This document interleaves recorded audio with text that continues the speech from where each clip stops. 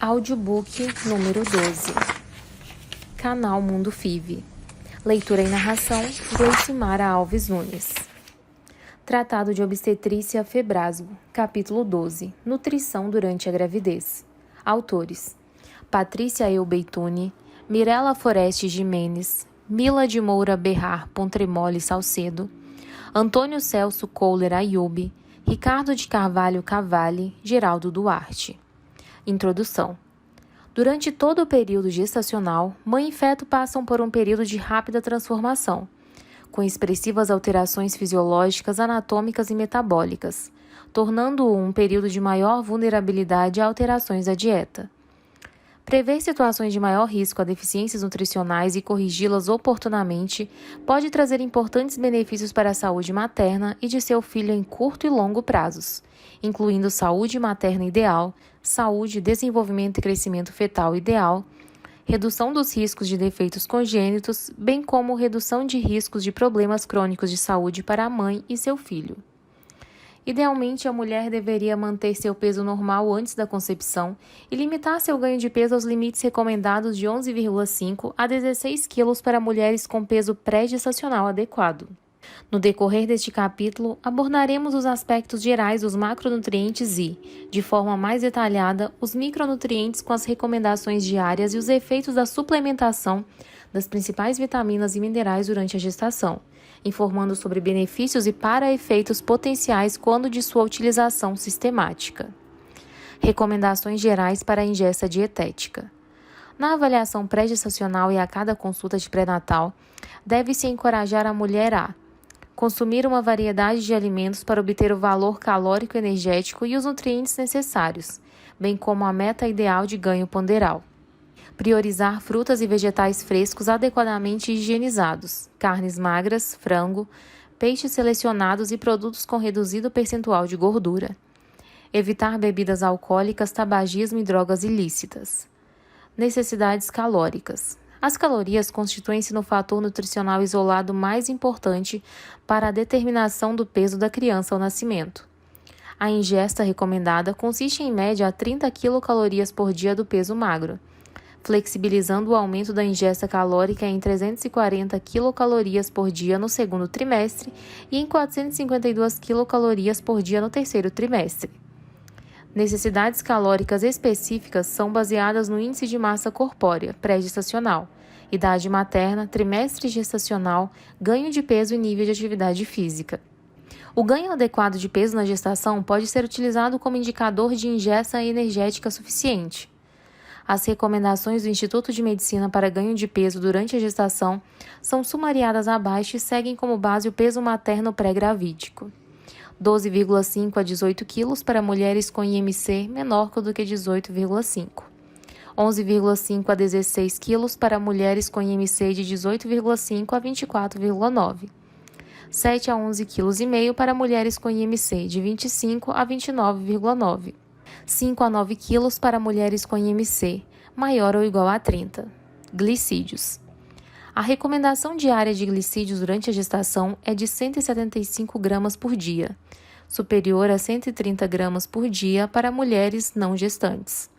A ingesta diária deve corresponder a aproximadamente 45 a 65% da composição nutricional diária. Proteínas. A unidade feto-placentária consome aproximadamente 1 kg de proteína durante a gestação. A maior parte dessa exigência é confinada ao segundo e terceiro trimestre gestacional. Para cumprir essa exigência, a gestante deveria ingerir 1,1 grama por quilo por dia de proteína, moderadamente maior do que 0,8 grama por quilo por dia recomendado para mulheres na menacme. Do total do aporte calórico diário, cerca de 10 a 35% devem ser reservados às proteínas, com um aporte adicional de 25 gramas por dia a partir do segundo trimestre, em comparação a mulheres na menacme. Lipídios. A ingesta de ácidos graxos poliinsaturados de cadeia longa é benéfica para o neurodesenvolvimento fetal e tem tendência a benefício modesto na redução de nascimentos pré-termo. Na pirâmide alimentar, reserva-se a sua ingesta a cerca de 20% a 35% da composição dietética diária. O que pontuam as evidências sobre o equilíbrio na ingesta dos macronutrientes e o prognóstico materno, gestacional e perinatal. Aconselhamento dietético pré-concepção pode reduzir o nascimento pré-termo em mulheres inicialmente desnutridas. Aconselhamento nutricional periconcepção se associou com redução de parto pré-termo, de acordo com 2 ensaios clínicos randomizados, que incluíram 449 mulheres com adequado IMC. Demonstrou-se redução de 54% em relação ao grupo de mulheres sem esse aconselhamento nutricional. No contexto da ingesta proteica de forma balanceada, em análise de 3 ensaios clínicos randomizados, com 632 mulheres inicialmente desnutridas, o aconselhamento nutricional se associou com o aumento do peso das crianças ao nascimento. Esse benefício não se sustentou quando se interveio em um grupo de mulheres adequadamente nutridas. Aconselhamento dietético que promove baixo índice glicêmico e ingesta de alimentos saudáveis pode melhorar o índice glicêmico materno, aumentar a ingesta de fibras e proteínas e reduzir o risco de peso materno gestacional excedente às metas recomendadas. No início da gestação, 800 mulheres foram randomizadas para aconselhamento dietético com o objetivo de favorecer a ingesta materna de alimentos saudáveis com baixo índice glicêmico. 235 mulheres no grupo intervenção e 285 no grupo controle foram incluídas na análise, após fornecerem diários alimentares adequadamente finalizados. O ensaio clínico randomizado demonstrou que o grupo de estudo apresentou índice glicêmico materno reduzido, maior ingesta de proteínas e de fibras e risco reduzido de exceder as metas de ganho de peso gestacional.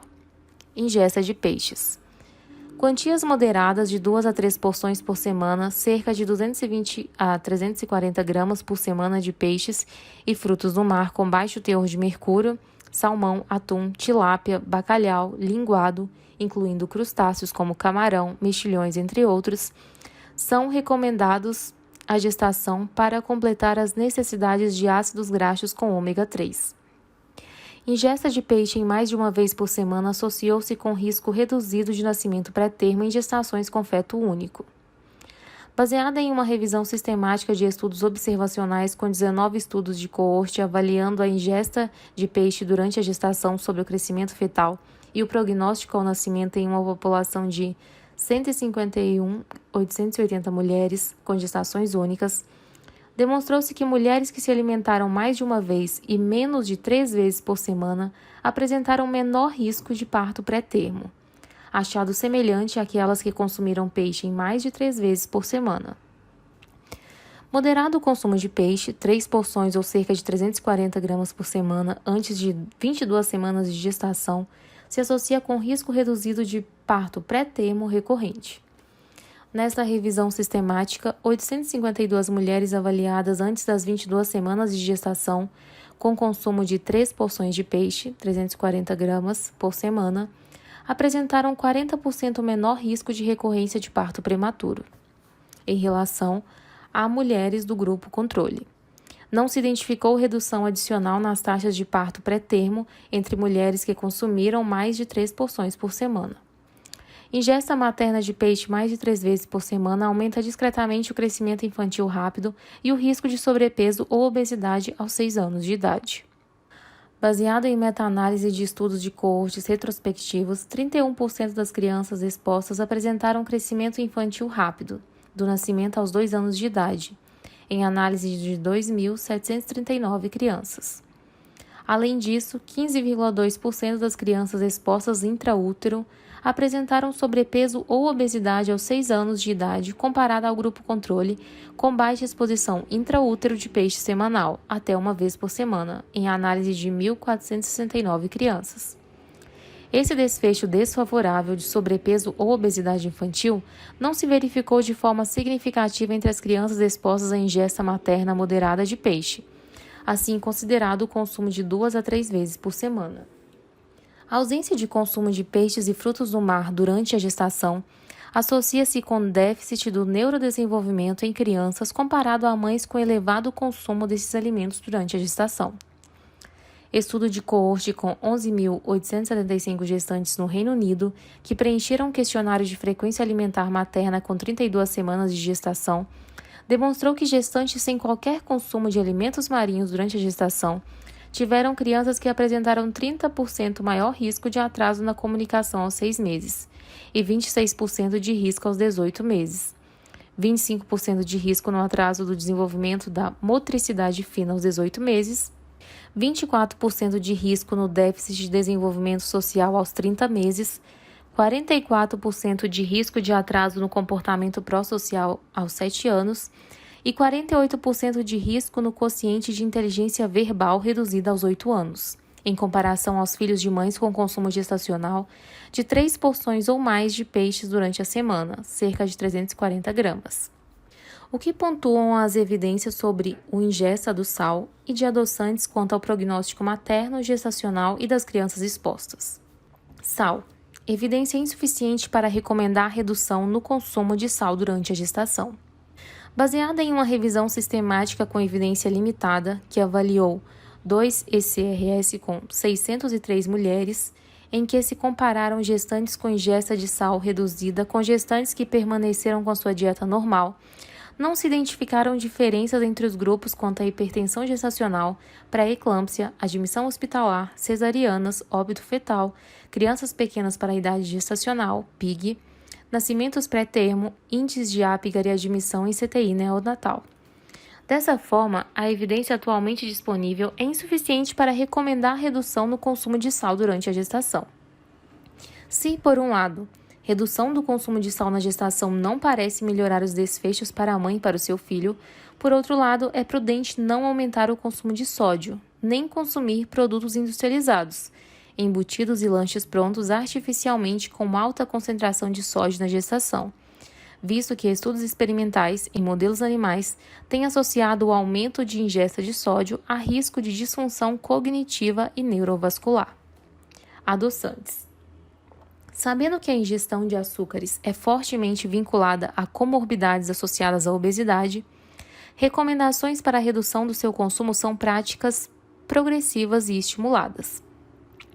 Como resultado, adoçantes têm substituído os açúcares e têm se tornado de uso frequente. A American Dietetic Association afirma que o uso de adoçantes é seguro para consumo durante a gestação dentro de limites de ingestas aceitáveis, enquanto o Instituto de Medicina não faz recomendações específicas para o uso durante a gestação, mas recomenda precaução contra o uso de adoçantes em crianças, considerando escassez de dados quanto aos efeitos adversos em longo prazo. Publicações atuais sugerem que o consumo crônico de adoçantes pode, paradoxalmente, aumentar o risco de obesidade e de doenças metabólicas. Mecanismos propostos para essa associação incluem alterações do metabolismo dos glicídios, desequilíbrio da microbiota intestinal ou disfunção do centro da saciedade e da compensação calórica. Estudos de coorte documentam que o consumo de bebidas adoçadas artificialmente durante a gestação pode se associar com parto pré-termo, predisposição a doenças alérgicas e fraturas de antebraço entre as crianças expostas. O que pontuam as evidências atualmente disponíveis sobre o uso de micronutrientes quanto ao prognóstico materno, gestacional e em curto e longo prazo das crianças de mães expostas ou não à suplementação de vitaminas e minerais durante a gestação. Vitamina A. A vitamina A e suas moléculas biologicamente ativas, os retinoides, são essenciais para o crescimento, desenvolvimento e reprodução, tendo papéis importantes na visão, embriogênese, espermatogênese, desenvolvimento da pele, regulação do sistema imunológico e na diferenciação das células epiteliais. Durante a gestação, tanto a ingesta deficiente quanto a ingesta excessiva dessa vitamina estão associadas com defeitos congênitos, cérebro, olho, ouvido, aparelho geniturinário, coração e sistema vascular, dependendo de qual sistema fetal está em fase de diferenciação no momento da exposição. Adicionalmente, tem-se aventado a associação de níveis baixos de vitamina A no cordão umbilical com a presença de fetos com restrição do crescimento intrauterino. Na deficiência dessa vitamina, outros efeitos marcantes se relacionam a risco de morbidade e mortalidade em curto e longo prazo no período puerperal associado a processos infecciosos, especialmente relacionados a infecções por vários patógenos através dos olhos e dos tratos intestinal e respiratório. Em países nos quais a deficiência da vitamina A é um problema de saúde pública, a suplementação pode ser benéfica para gestantes. Acredita-se que a exposição fetal à hipovitaminose A possa predispor a autismo infantil. Por outro lado, convém reforçar que níveis elevados de vitamina A durante a gestação são considerados teratogênicos. Baseados em evidências epidemiológicas, não é possível estabelecer uma curva dose-resposta precisa ou um limite acima do qual a ingesta de vitamina A possa ser danosa durante o primeiro trimestre, o período de maior suscetibilidade à teratogenicidade. Entretanto, aceita-se que uma dose entre 10.000 e 25.000 unidade internacional de vitamina A expõe o feto a maior risco teratogênico. A ingesta de vitamina A na gestação deveria ser limitada às recomendações diárias preconizadas. As principais fontes de vitamina A são o óleo de fígado de peixe, carnes e produtos animais. Dentre os vegetais destacam-se cenoura, brócolis, espinafre, beterraba, melancia e tomate. Fígado e seus produtos derivados contêm quantidades variáveis e algumas vezes muito elevadas de vitamina A. Esse tipo de alimentação deveria ser evitado durante a gestação, pois consumos superiores a 700 microgramas ou 2.310 unidades internacionais são superiores às recomendações diárias preconizadas. Os resultados associados de 3 grandes ECRS no Nepal, Gana e Bangladesh, com mais de 153.500 mulheres, não demonstraram benefícios na redução da mortalidade materna ou perinatal com a suplementação de vitamina A. Entretanto, as populações estudadas eram heterogêneas quanto ao estado de vitamina A ao início do estudo e houve problemas quanto ao segmento de mulheres. Há boa evidência de que a suplementação de vitamina A no pré-natal reduz a cegueira humana, a anemia materna e a infecção puerperal para mulheres que vivem em áreas onde a deficiência de vitamina A é comum ou que sejam portadoras do HIV. Estudo conduzido na África entre 1995 e 2005 com gestantes portadoras do HIV, no qual nenhuma das participantes recebeu antirretroviral, incluiu 4 ECRS com 6.995 mulheres, com delineamento apresentando baixo risco de vieses e demonstrou-se que a suplementação de vitamina A durante o pré-natal ou no puerpério provavelmente tenha pouco ou nenhum efeito na transmissão vertical do HIV em mulheres sem uso de antirretrovirais. Em outra revisão sistemática, demonstrou-se que não há benefícios com diferentes doses de suplementação de vitamina A em mulheres saudáveis no pós-parto, sobre desfechos de morbidade e mortalidade materna e infantil. Embora a suplementação de vitamina A aumente a concentração de retinol no leite materno, esse aumento não se traduziu em benefícios à saúde tanto da mãe quanto de seus filhos. Vitamina B1, tiamina. Atua como coenzima no metabolismo dos carboidratos e aminoácidos, desempenhando importante função na conversão da glicose sanguínea em energia. Além disso, participa de algumas reações metabólicas fundamentais no tecido nervoso, coração, formação de hemácias e manutenção da musculatura lisa e esquelética. Com base em dados da literatura, acredita-se que seja a vitamina da qual existe o maior número de pessoas com carência, devido ao alcoolismo e à alimentação desbalanceada. Sua deficiência é conhecida como beriberi e pode causar alterações nos sistemas nervoso, cardíaco e circulatório. Sua recomendação diária é de 1,4 mg. As principais fontes de tiamina são carne de porco, legumes e cereais. Para a gestante com hiperêmese gravídica, é fundamental a utilização, além de um antiemético de suplementação de B1, pelo risco raro, mais grave, muitas vezes irreversível, de encefalopatia de Wernicke.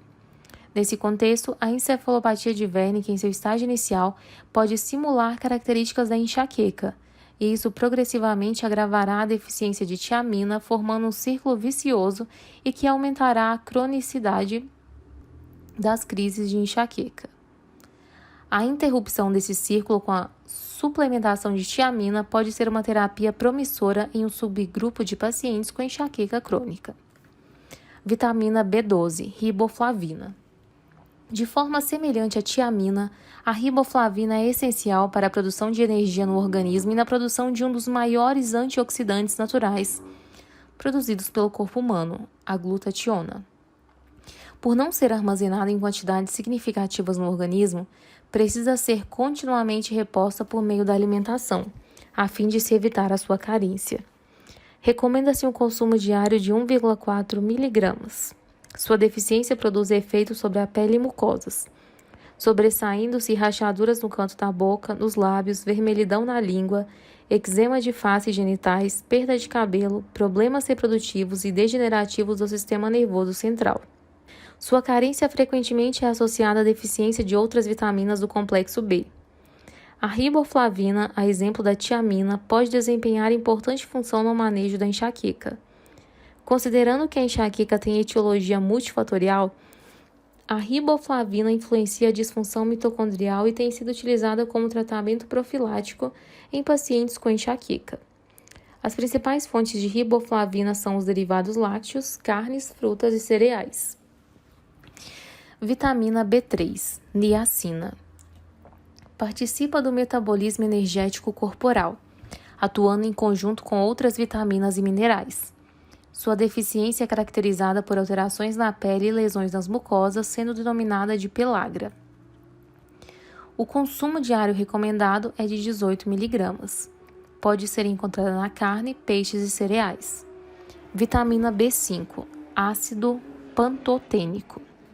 Desempenha funções metabólicas associadas à oxidação dos ácidos graxos e colesterol, e na síntese de esteróis, destacando-se as relacionadas à produção de hormônios da glândula adrenal e à produção de energia. Sua deficiência pode causar dor abdominal, vômitos, cãibras, sensação de queimação nos calcanhares, fadiga, insônia e sinais de redução da imunidade. Pode ser encontrada em carnes, batata, ovos, tomates e cereais não refinados. Vitamina B6, piridoxina.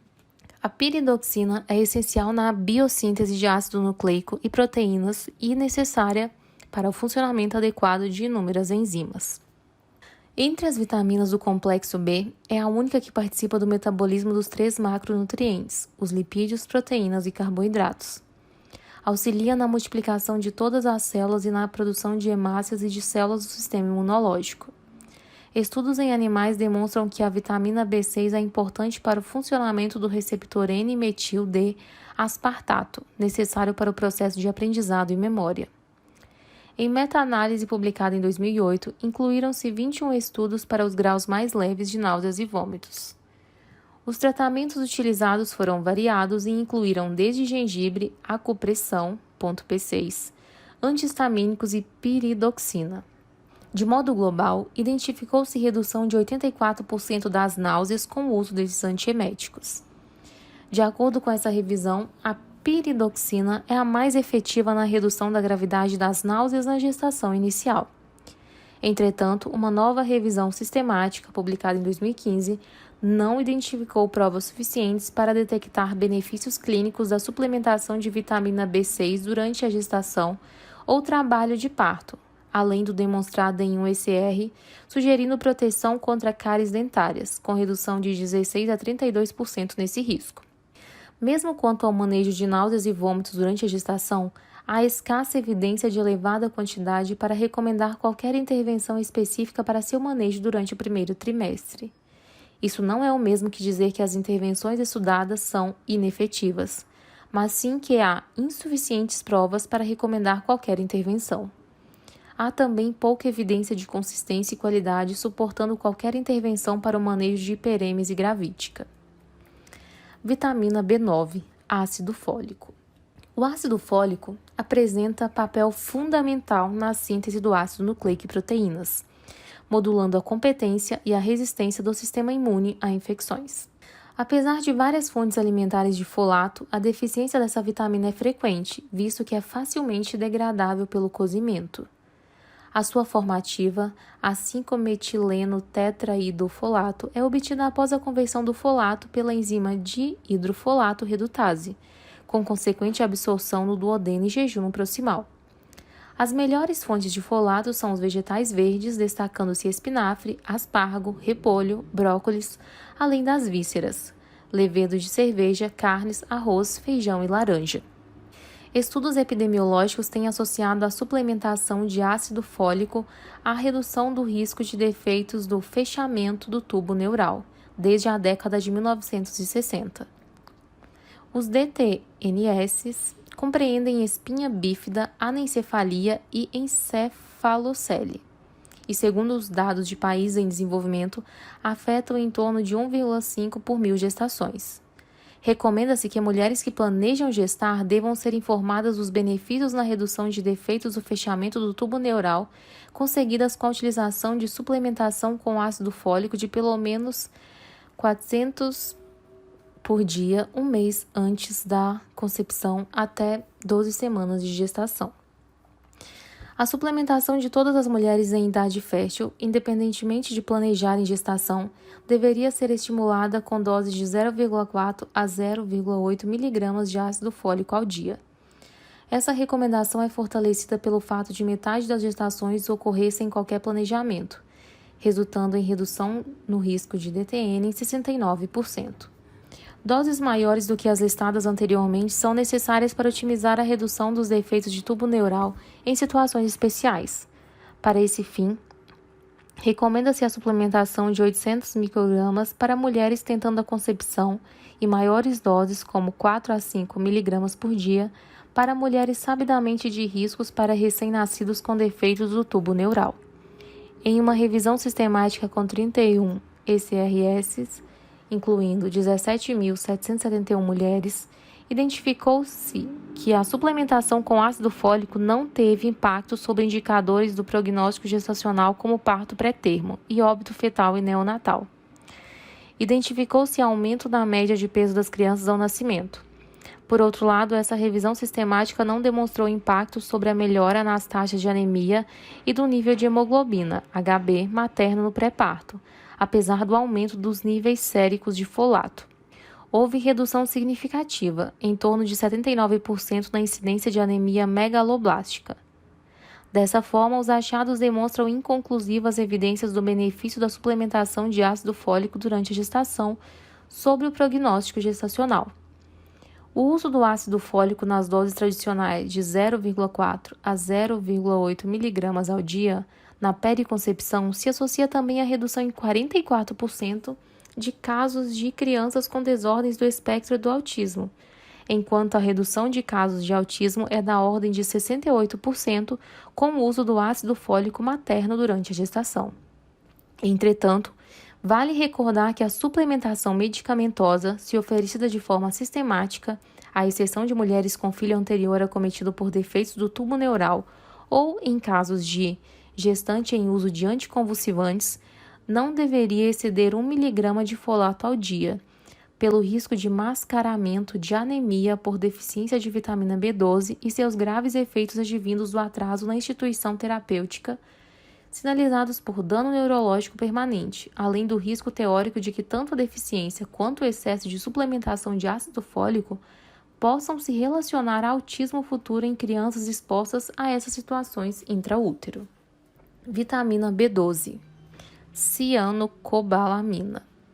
A cianocobalamina é a forma sintética e estável da vitamina B12, e sua forma ativa, a metilcobalamina, é convertida biologicamente dentro das células. Essa vitamina atua na formação de hemácias, na síntese de DNA e para o equilíbrio do sistema nervoso, sendo essencial para a síntese de proteínas, fosfolipídios e neurotransmissores. Até 90% dos pacientes com deficiência de vitamina B12 apresentam complicações neurológicas que nem sempre são revertidas com a administração dessa vitamina.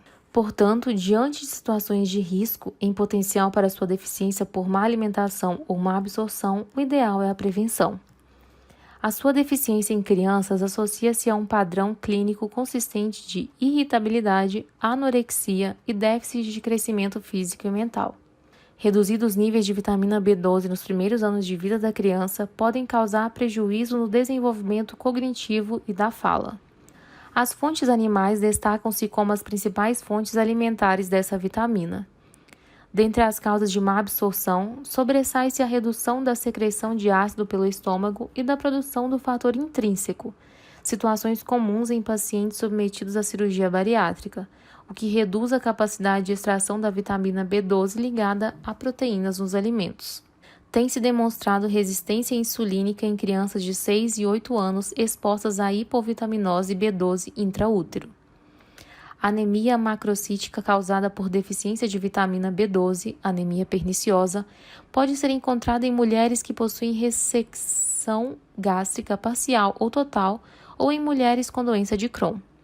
Recomenda-se que mulheres que tenham gastrectomia total utilizem suplementação com 1.000 microgramas, 1 miligrama de vitamina B12, intramuscular no mínimo a intervalos mensais. Vitamina B12 injetável e oral são métodos efetivos de reposição. A forma injetável, entretanto, leva a rápida melhora e deveria ser considerada em pacientes com deficiência grave ou sintomas neurológicos graves. Optando-se pela via oral de reposição da vitamina B12, essa deve ser com doses de 1 mg ao dia, indefinidamente, sendo boa opção a via sublingual. Quando da opção pela via oral, os níveis séricos deveriam ser monitorizados para assegurar tratamento adequado. Colina. A colina é um nutriente essencial presente em alguns alimentos e no complexo B de vitaminas. Está envolvida em processos metabólicos associados à transmissão nervosa por meio da acetilcolina. A estrutura das membranas celulares e no transporte de gorduras no fígado por meio da fosfatidilcolina e ao metabolismo da homocisteína, reduzindo o risco cardíaco por meio de seu metabólito betaína. A deficiência desse nutriente pode contribuir para o desenvolvimento de doenças, deficiência no crescimento e problemas de memória. Pode ser obtida com a ingestão de alimentos de origem animal ou vegetal. Dentre os principais alimentos que contêm colina, destacam-se carnes bovinas, fígado, peixes, amendoim, ovos, feijão, leite, soja, lecitina de soja, levedo, germe de trigo e lentilha. Durante a gravidez e a lactação, a reserva materna de colina encontra-se diminuída, ao passo que a demanda por colina é alta nesse período, já que grandes quantidades desse nutriente são necessárias para a divisão celular, expansão e síntese de lipoproteínas. Na gestação, a colina é necessária para a produção da lipoproteína fosfatidilcolina, que atua no desenvolvimento cerebral do feto, em especial na área do hipocampo e encéfalo frontal, antes e após o nascimento. Estudos indicam que a colina melhora a resposta do feto ao estresse, já que o consumo desse nutriente pelas gestantes mostra níveis de cortisol reduzidos.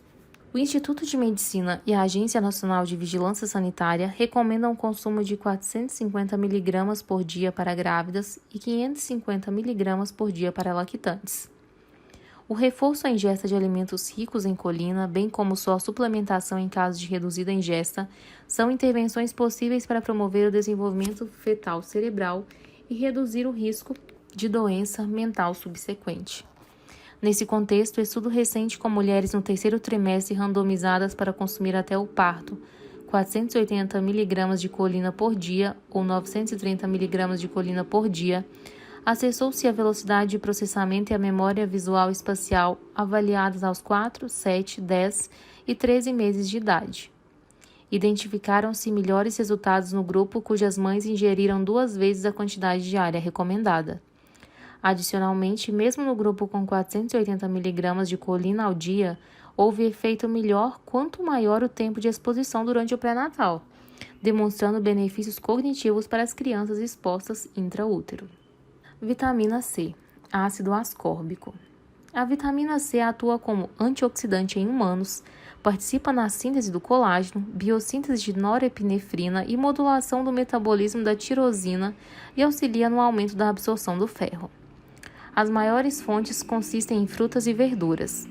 De modo geral, a dieta sozinha é bastante capaz de suprir as necessidades dessa vitamina durante a gestação e sua suplementação não está indicada.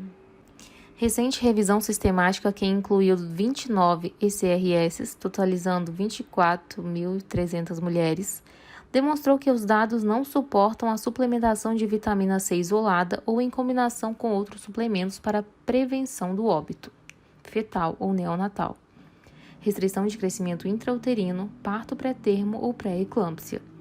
Não há provas convincentes de que a suplementação de vitamina C isolada ou em combinação com outros suplementos resulte em outros benefícios ou danos importantes. Portanto, as evidências atuais não justificam a suplementação de vitamina C durante a gestação. Vitamina D. A vitamina D é a única forma cuja forma biologicamente ativa é um hormônio. Pode ser produzida na pele, a partir dos raios ultravioletas B do sol e também é obtida em menor frequência da alimentação, especialmente peixes, fígado, gema de ovo e gordura do leite. A deficiência da vitamina D pode ocorrer quando a sua demanda é excedida, como em períodos de rápido crescimento, como os observados na fase intraútero, infância, adolescência e durante a gestação e lactação. A reserva de vitamina D no recém-nascido é amplamente determinada pelo estado de vitamina D da mãe.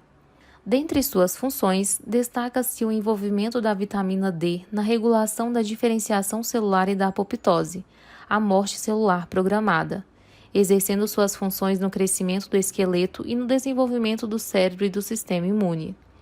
Estudos pré-clínicos em filhos de mães com deficiência de vitamina D demonstram déficit de processamento da atenção e aumento da sensibilidade a agentes que induzem psicose, enquanto estudos epidemiológicos têm associado essa deficiência a possível desenvolvimento de convulsões e esquizofrenia. Inquestionavelmente, sabe-se que a deficiência grave de vitamina D resulta em raquitismo em crianças e osteomalácia tanto em crianças quanto em adultos. Para a mãe, a deficiência de vitamina D também está implicada em uma variedade de outras condições, como diabetes tipo 1, alguns cânceres e doenças cardiovasculares, mas a evidência para os últimos é menos conclusiva. Uma meta-análise recente revelou uma relação significativa entre níveis de hipovitaminose D e incidência de diabetes mellitus gestacional. Enquanto preocupações surgem quanto ao excesso de sua ingesta, o limite superior de segurança para a suplementação de vitamina D foi sugerido em 25 microgramas por dia, embora se aceite que doses de 100 microgramas utilizadas na gestação não se associem a aumento de risco para efeitos adversos, sendo a melhor posologia associada a níveis adequados circulantes de vitamina D, especialmente em gestantes negras. Estima-se que 5 a 15 minutos de exposição solar entre as 10 e 15 horas sejam suficientes para estimular a produção cutânea de pré-vitamina D3 em pessoas de pele clara. Entretanto, a eficiência e a quantidade da radiação UVB emitida para a produção de vitamina D dependem da estação do tempo, hora do dia e da localização. Além disso, pessoas de pele mais escura apresentam mais dificuldade para aproveitar a radiação UVB para a produção dessa vitamina, e a utilização de roupas e o uso sistemático de fotoprotetores atuam como importantes barreiras que predispõem à hipovitaminose D. Baseando-se nas evidências revistas, identificam-se os seguintes grupos como vulneráveis para a deficiência de vitamina D: mulheres com baixo poder aquisitivo, sul-asiáticos e mulheres negras, mulheres com baixa ingesta dietética de fontes de vitamina D como produtos derivados de animais, ovos e ricos em lipídios, óleos de peixe, carnes, margarinas fortificadas com vitamina D e cereais matinais. Mulheres com idade entre 19 e 24 anos, mulheres com limitada exposição à luz solar, menos de 15 minutos ao dia. Mulheres obesas. Com base no exposto, todas as mulheres deveriam ser informadas no início do pré-natal sobre a importância de estoques adequados de vitamina D durante a gestação e no período da lactação para a sua saúde e a de seus filhos. Para alcançar isso, as mulheres devem receber recomendações dietéticas nutricionais, orientação quanto à exposição solar. Em mulheres vulneráveis a esse tipo de deficiência, devem-se prescrever 15 microgramas ou doses maiores de vitamina D por dia. Embora existam evidências de benefícios da suplementação de vitamina D para mulheres em risco para esse tipo de deficiência, há pouco embasamento que sustente essa suplementação em casos de gestantes saudáveis, atualmente consideradas de baixo risco para a deficiência. Uma recente revisão sistemática demonstrou resultados inconsistentes quanto ao seu benefício durante a gestação. Portanto, a evidência quanto a benefícios do uso sistemático de vitamina D durante a gestação para o prognóstico materno e infantil persiste indefinido, e até o presente as evidências são insuficientes para definir recomendações clínicas para sua suplementação. Vitamina E. Constitui-se em uma vitamina lipossolúvel cuja função é proteger as células contra os danos causados pelos radicais livres, melhorando a resposta imunológica. 21 ECRS, incluindo 22.129 mulheres, demonstram que os resultados não suportam suplementação rotineira de vitamina E em combinação com outros elementos para a prevenção de óbito fetal ou neonatal, parto pré-termo, pré-eclâmpsia, ruptura prematura de membranas ou restrição de crescimento intrauterino. Portanto, os dados atuais reafirmam que a suplementação da vitamina E não traz benefícios durante o período da gestação, quando suplementada em gestantes saudáveis sem deficiência dessa vitamina, e pode eventualmente ter efeitos danosos em função de efeitos pró-oxidativos. Vitamina K.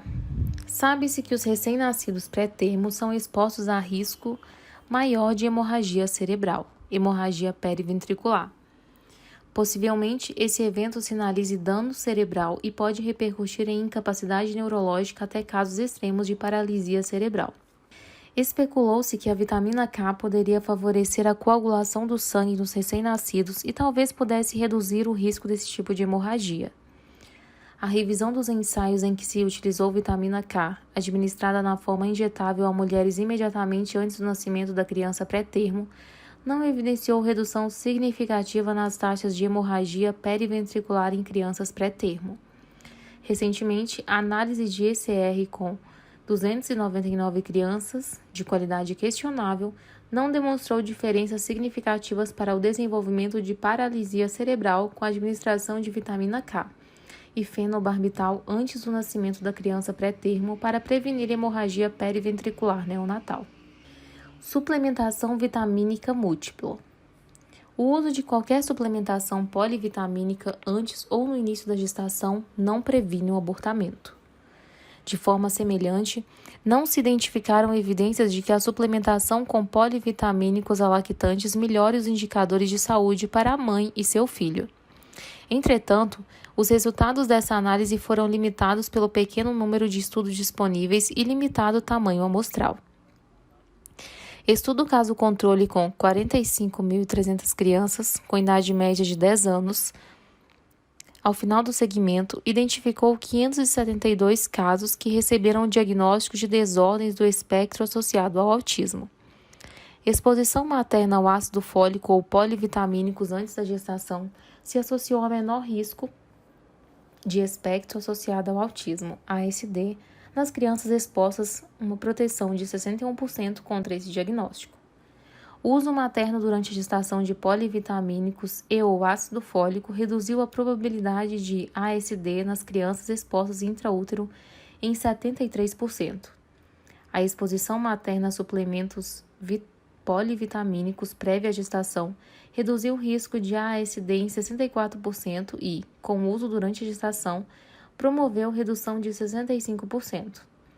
Essa casuística demonstra que a suplementação materna de ácido fólico e polivitamínicos antes e durante a gestação está associada a risco reduzido de ASD nas crianças expostas, comparadas aos filhos de mães sem exposição.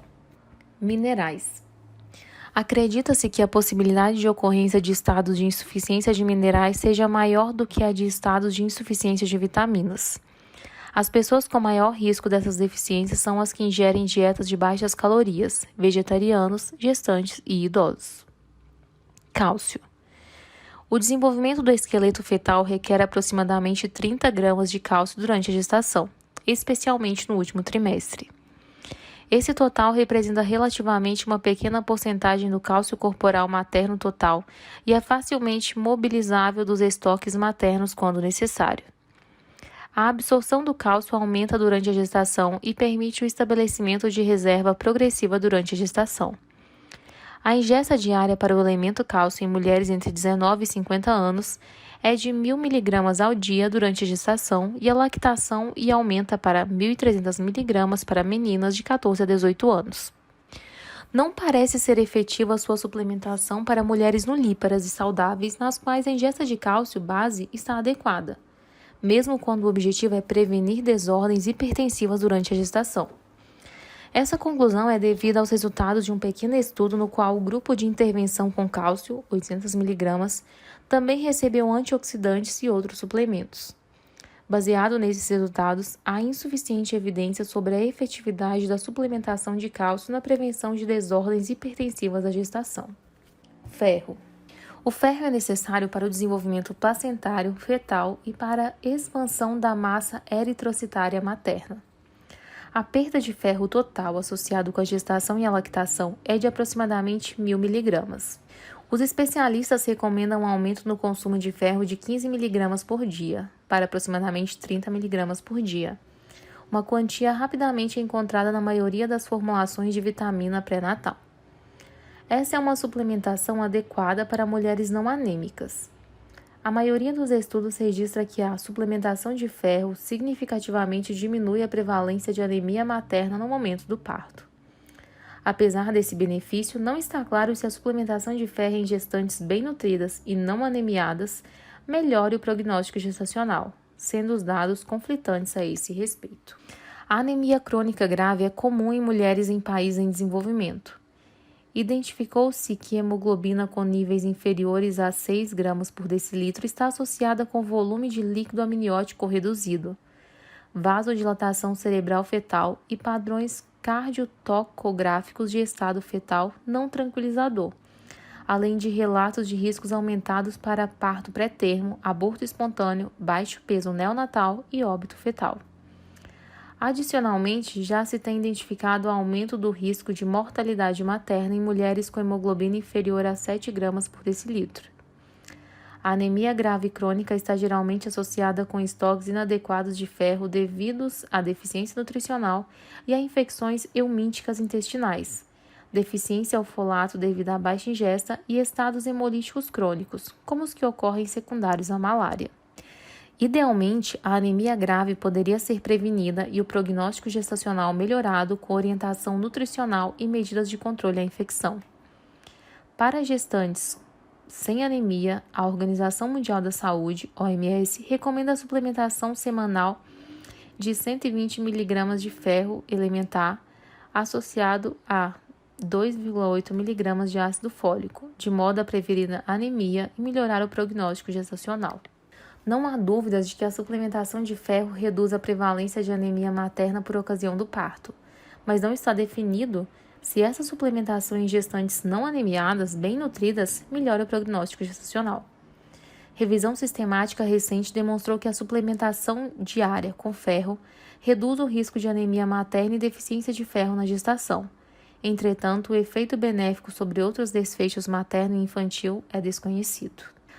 Achados sugerem que a administração de ferro em regime intermitente produz prognóstico materno e infantil semelhante ao da suplementação diária, mas foram associadas com menores efeitos adversos e reduzido risco de elevados níveis de hemoglobina na segunda metade da gestação, embora o risco de anemia leve próximo ao termo tenha sido elevado. Enquanto a qualidade da evidência acessada foi considerada baixa, o uso intermitente pode ser alternativa viável à suplementação diária de ferro entre gestantes que não têm anemia e possuem adequado cuidado pré-natal. Quando analisadas as vias intramuscular e intravenosa comparadas com a via oral, identificaram-se melhores índices hematológicos apesar de efeitos adversos como dados sobre trombose venosa e reações alérgicas graves terem sido insuficientemente avaliados.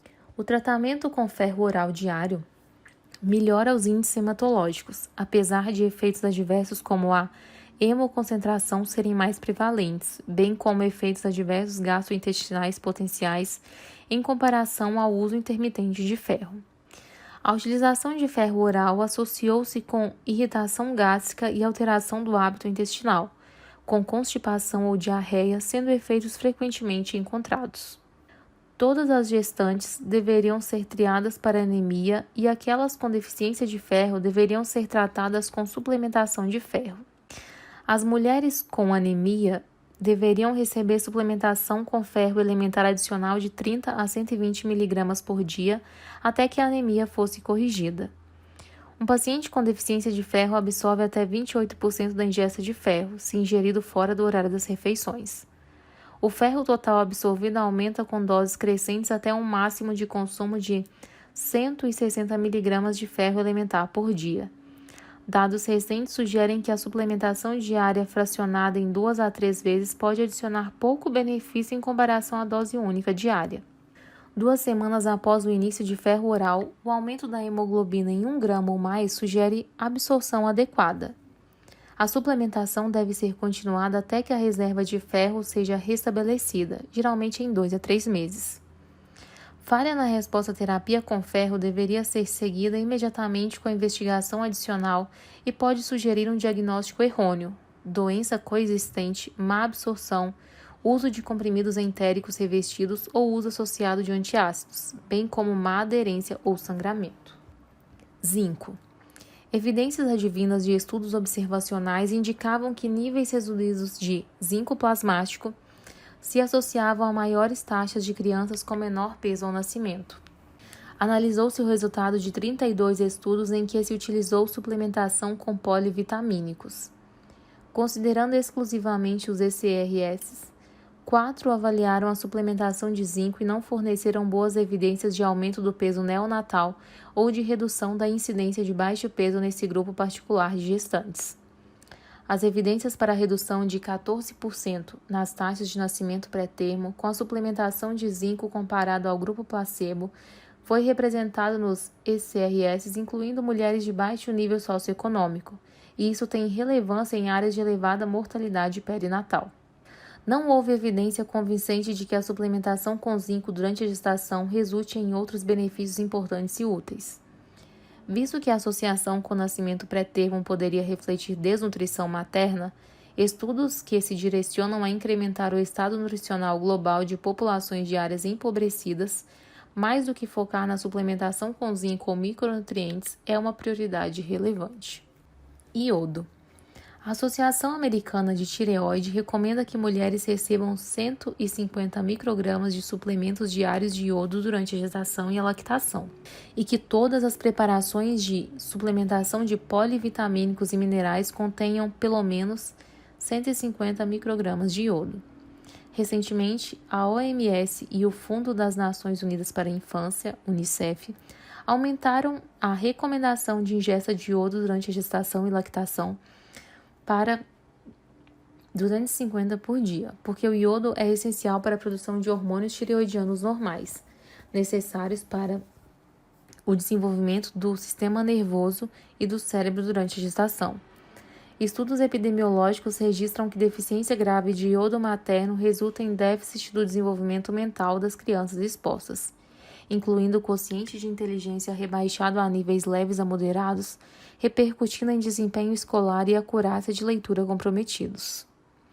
De acordo com a mais recente revisão sistemática, os dados são insuficientes para extrair conclusões sobre benefícios e efeitos adversos da suplementação rotineira de iodo em mulheres antes, durante ou após a gestação. A evidência disponível sugere que a suplementação de iodo reduz o risco de hipertireoidismo no pós-parto e aumenta o risco de efeito adverso relacionado à intolerância digestiva na gestação. São evidências de baixa ou muito baixa qualidade. Ômega 3. Ácido docosahexaenoico, DHA. Formulação contendo ômega 3, especialmente na forma de ômega 3 DHA, presente em óleos de peixes e na amamentação materna sob livre demanda, é clinicamente considerada como nutriente essencial para o desenvolvimento do cérebro e do sistema nervoso central da criança. No último trimestre gestacional, o cérebro fetal aumenta em tamanho, enquanto há o acúmulo progressivo de DHA, favorecendo o desenvolvimento visual e cerebral fetal. A ingesta adequada de DHA durante a gestação e a lactação é necessária para a formação celular apropriada e para assegurar crescimento fetal saudável, incluindo peso, estatura e circunferência cefálica adequados ao nascimento.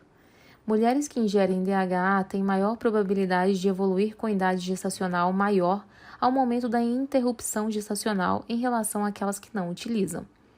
O melhor desenvolvimento da criança também é verificado pelas diversas faixas etárias acompanhadas, como identificado aos 2,5 anos pela antecipação da coordenação dos olhos e mãos. aos 5,5 anos, demonstrando-se que a criança exposta intraútero e na lactação apresenta melhora da acuidade visual, desenvolvimento, eficiência da atenção e melhor prognóstico neurológico. A idade de 7 anos pela maior habilidade em resolver problemas, no desenvolvimento do quociente de inteligência e do processamento de informação, reduzindo significativamente a incidência de crianças mentalmente lentificadas. Quanto à prematuridade, apesar de estudos clínicos relacionarem o consumo regular de peixes com a melhora do prognóstico neonatal, a suplementação de ômega 3 durante a gestação não reduz a incidência de parto pré-termo e não se identificou melhora do prognóstico neonatal com a sua suplementação. Suplementação mineral e de polivitamínicos associados. O Instituto de Medicina recomenda suplementos polivitamínicos para gestantes que não consomem ingesta adequada. Mulheres em maiores riscos para deficiências dietéticas incluem aquelas que estão com gravidez múltipla, tabagistas, adolescentes, vegetarianas, usuárias de substâncias ilícitas e mulheres com intolerância à lactose. Ajustes individuais deveriam ser feitos baseados nas necessidades específicas das mulheres. Mulheres bem nutridas podem prescindir de polivitamínicos para satisfazer essas necessidades diárias, mas na ausência de avaliação cuidadosa por nutrologista e nutricionista, é aceitável recomendá-los. Uma análise de 17 ECRS, 137.791 mulheres, em que se avaliou a suplementação de polivitamínicos contendo ferro e ácido fólico versus suplementação com ferro isolado, combinado ou não com ácido fólico, demonstraram-se 8% de redução no risco de crianças PIG e 12% de redução no risco de baixo peso ao nascimento. Esses achados suportam o efeito de que os suplementos com polivitamínicos contendo ferro e ácido fólico melhoram alguns importantes desfechos ao nascimento em países em desenvolvimento, onde as deficiências a múltiplos nutrientes são comuns em idade reprodutiva. Nesse contexto, mulheres que receberam polivitamínicos com ferro e ácido fólico apresentaram menor risco de óbito fetal. Suplementação desnecessária e seus efeitos adversos. A utilização de autossuplementação é comum e tem levado a numerosos casos de toxicidade a vitaminas e minerais, devido ao abuso de medicações sem exigência de receituário médico. Substâncias específicas identificadas como potencialmente tóxicas quando ingeridas em grandes quantidades incluem, mas não são limitadas a ferro, selênio, vitaminas A, iodo. Quantidades excessivas podem ser tóxicas e causar bócio fetal, e D, que pode causar hipercalcemia. Quanto à vitamina D, a dose tóxica é escassamente definida, enquanto a sua deficiência parece ser bastante comum, muito mais do que a ingesta excessiva. Considerações finais. Apesar do interesse contínuo na função e na importância da dieta materna no processo de evolução de uma gestação saudável, não se tem compreensão clara de como o estado nutricional materno influencia o desenvolvimento e o crescimento fetal. Evidências epidemiológicas recentes inferem a associação entre o inadequado desenvolvimento fetal e doenças na fase adulta, fortalecendo a necessidade de reconsideração das influências que agem sobre o feto e a função que a nutrição materna possa ter. As necessidades diárias estão aumentadas durante a gestação. Para a mãe, estar exclusivamente dependente de sua ingesta diária para cumprir as exigências metabólicas representaria um grande desafio, baseado numa estratégia de alto risco. Indiscutivelmente, as reservas nutricionais adequadas são importantes para o prognóstico bem-sucedido. Enquanto existem inúmeros estudos observacionais que avaliam aspectos nutricionais na gestação, há um número ainda limitado de estudos randomizados e bem controlados sobre o tema. Até o presente, não existem evidências de benefício da suplementação de polivitamínicos e minerais a mulheres sem deficiências a esses micronutrientes. A interpretação futura de estudos nutricionais terá como desafio considerar as diferenças metabólicas entre mulheres que podem influenciar suas habilidades para suprir adequadamente as necessidades nutritivas fetais, avaliar as interações dos diversos micronutrientes e considerar as diferenças no momento da introdução da suplementação durante o pré-natal. A consideração desses fatores conjuntamente certamente levará à compreensão mais clara das conexões entre o aspecto nutricional materno, o desenvolvimento e o crescimento fetal. Até que alcancemos esse nível de compreensão, é razoável esperar que as mulheres que iniciem a gestação seja fornecida orientação nutricional adequada, baseada no melhor de nossa compreensão sobre as necessidades mínimas recomendáveis, sendo inaceitável a inércia em relação a gestantes com deficiência nutricional manifesta. A suplementação materna com ácido fólico de 400 microgramas a 1 miligrama por dia no período pré-concepção até 12 semanas, com posterior suplementação de ferro elementar de 30 mg por dia e ômega 3 no terceiro trimestre, é a recomendação atualmente sugerida para mulheres saudáveis durante a gestação. Suplementações adicionais de vitaminas e minerais durante o período gestacional devem ser coerentes com a análise detalhada de riscos de deficiência a esses nutrientes, de forma que se possa contribuir para a promoção do melhor prognóstico gestacional e das crianças expostas intraútero. Recomendações finais. As recomendações de ingesta dietética para a gestante incluem: consumo de quantidades moderadas de peixes e frutos do mar, 220 a 340 gramas por semana. Com baixo teor de mercúrio, se associa com risco reduzido de nascimento pré-termo. Gestantes que não comem peixe ou ovos devem consumir sementes de linhaça, nozes, óleo de canola ou produtos fortificados em gordura poliinsaturada para assegurar uma adequada ingesta de ácidos graxos com ômega 3, pelo menos 200 mg por dia em sua forma in natura. Consumo de alimentos que contenham diversidade e valor nutritivo de forma a alcançar as recomendações diárias de macronutrientes e de vitaminas e minerais. Gestantes deveriam evitar alimentos que as ponham em risco de desenvolver contaminação, intoxicação de origem alimentar ou que se associam a risco aumentado de prognóstico gestacional adverso, incluindo saladas e carnes frias em duvidoso estado de conservação, leite não pasteurizado ou produtos lácteos, como queijo não pasteurizado, ovos crus ou parcialmente cozidos, ou alimentos que contenham ovos crus, aves, peixes, carnes vermelhas, cruas ou mal cozidas. As recomendações de suplementação de vitaminas e minerais incluem suplementação de ácido fólico 400 microgramas por dia na periconcepção e durante as 12 primeiras semanas de gestação, 4.000 microgramas por dia para mulheres diabéticas com histórico pessoal ou familiar de crianças com defeito do tubo neural. É altamente recomendada para prevenir defeitos do tubo neural.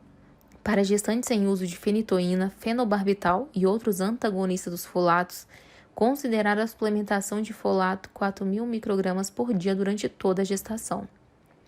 Suplementação de ferro elementar, 30 mg por dia para mulheres não anemiadas, 60 mg por dia para mulheres com anemia. Associa-se com risco reduzido de crianças com baixo peso ao nascimento e anemia materna. Suplementação de polivitamínicos pode reduzir a mortalidade infantil e melhorar o prognóstico infantil em mulheres subnutridas ou com anemia, mas pode não melhorar o prognóstico gestacional em mulheres sem risco nutricional. Suplementação de cálcio de 1 grama por dia durante a gestação em mulheres com baixo consumo de laticínios e seus derivados reduz o risco de doença pré-eclâmpsia e de morbidade grave. Considerar a suplementação de ômega 3 1.000 mg ao dia no terceiro trimestre para gestantes com escasso consumo de peixes. Considerar a suplementação de vitamina D 600 unidades internacionais ao dia para gestantes sob risco de deficiência de vitamina D. Bibliografia